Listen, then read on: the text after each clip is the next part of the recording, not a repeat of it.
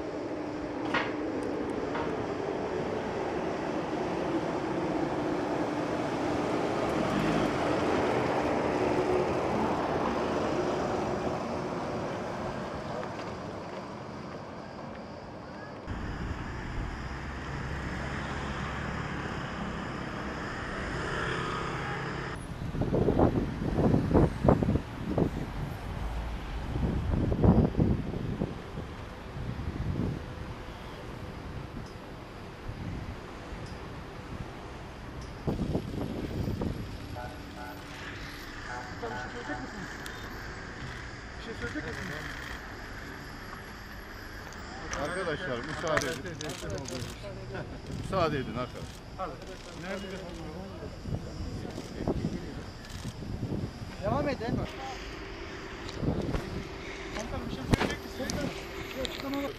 Geldi mi efendim? Geldi.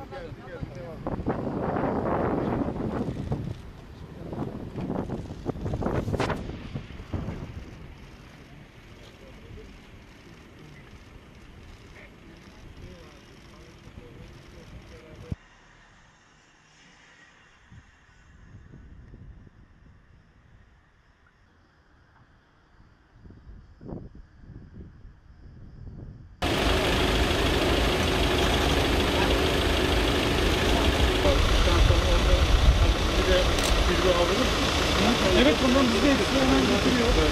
Tamam.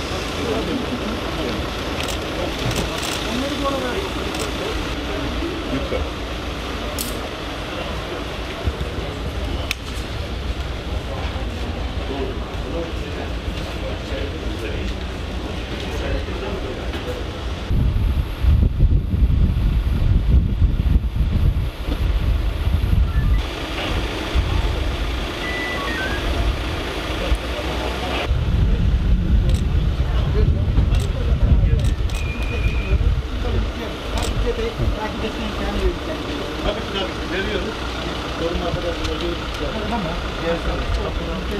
Onları getirecek.